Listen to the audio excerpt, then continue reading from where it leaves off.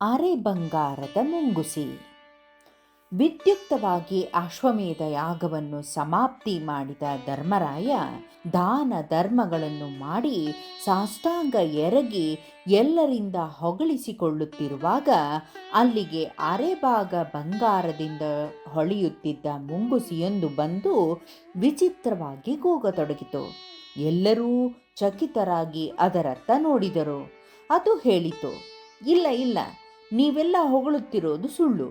ಯಾಗವೇನೋ ವಿಜೃಂಭಣೆಯಿಂದ ನಡೆಯಿತು, ಆದರೆ ದಾನಗಳು ಧಾರಾಳವಾಗಿ ನಡೀಲಿಲ್ಲ. ಬೇಡಿ ತಿನ್ನೋ ಒಬ್ಬ ಬ್ರಾಹ್ಮಣ ಮಾಡುವ ದಾನಕ್ಕೆ ಸರಿಯಾಗಿ ಕೂಡ ಇಲ್ಲಿ ದಾನಗಳು ನಡೆಯಲಿಲ್ಲ. ಅಲ್ಲಿ ನೆರೆದಿದ್ದವರಿಗೆಲ್ಲ ಕೋಪ ಹೊತ್ತಿಕೊಂಡು ಬಂತು. ನಮ್ಮ ಧರ್ಮರಾಯನಿಗ ಹೀಗನ್ನುವುದು? ಅಲಲೆ ಮುಂಗುಸಿ, ಇದೇನು ನಿನ್ನ ವರಸೆ ಎಂದುಕೊಂಡು ಅವರೆಲ್ಲ ಎರಗಿಕೊಳ್ಳಲು ಕೃಷ್ಣ ಅಡ್ಡ ಬಂದ. ಅದೇನು ಹೇಳುವುದು ಹೇಳಲಿ, ತಾಳ್ಮೆ ತಾಳ್ಮೆ. ನಿಸ್ಸಂಕೋಚವಾಗಿ ಮುಂಗುಸಿ ಮುಂದುವರಿಸುತ್ತ, ಕುರುಕ್ಷೇತ್ರದ ಹತ್ತಿರ ಒಬ್ಬ ಬ್ರಾಹ್ಮಣ ಇದ್ದ. ಅವನು ಭಿಕ್ಷೆಯಿಂದಲೇ ಜೀವನ ಮಾಡುತ್ತಿದ್ದುದು. ಅವನಿಗೆ ಹೆಂಡತಿ, ಮಗ, ಸೊಸೆ ಇದ್ದರು. ರಾಜ್ಯಕ್ಕೆ ಬರಗಾಲ ಬಂದಾಗ ಬ್ರಾಹ್ಮಣನಿಗೆ ಭಿಕ್ಷೆ ಇಲ್ಲದೆ 2 ದಿನ ಉಪವಾಸದಿಂದ ಕಳೆದ ಮೇಲೆ ಒಂದಿಷ್ಟು ಗೋಧಿ ಸಿಕ್ಕಿತು. ಅದೂ ಇಬ್ಬರಿಗೆ ಮಾತ್ರ ಸಾಕಾಗುವಷ್ಟು.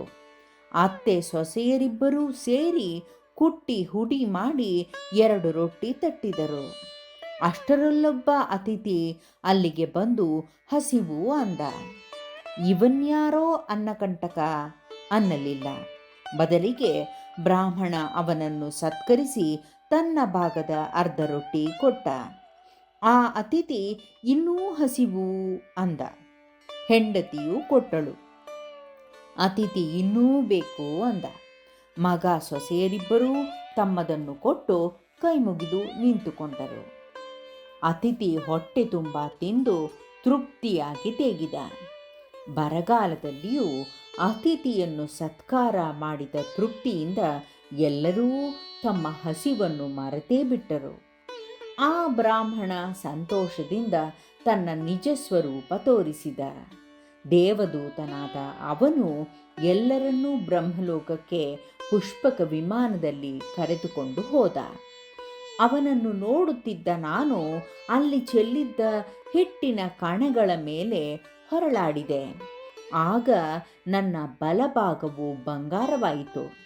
ನನ್ನ ಎಡಭಾಗವೂ ಅದೇ ರೀತಿ ಬಂಗಾರವಾಗಬಹುದೇನೋ ಅಂತ ಇಲ್ಲಿಗೆ ಬಂದು ಈ ಯಜ್ಞಾವಶೇಷದ ಮೇಲೆ ಹೊರಳಾಡಿದೆ.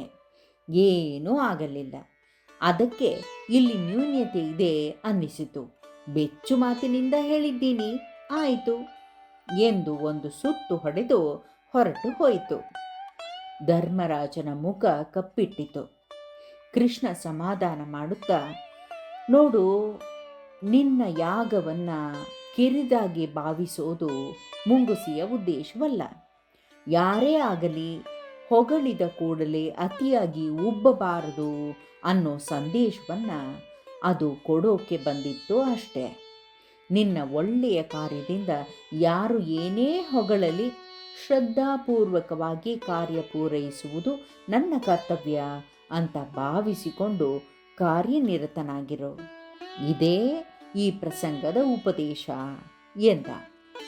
ಮುಂಗುಸಿಯ ಇನ್ನರ್ಧ ದೇಹ ಬಂಗಾರವಾಗೋದು ನೋಡುವ ಕೌತುಕ ಅಲ್ಲಿದ್ದವರಿಗೆಲ್ಲ ಇದ್ದರೂ ಅದು ಅಷ್ಟರಲ್ಲಿ ಬಂದ ಕಾರ್ಯ ಪೂರೈಸಿ ಅಲ್ಲಿಂದ ಮಾಯವಾಗಿತ್ತು.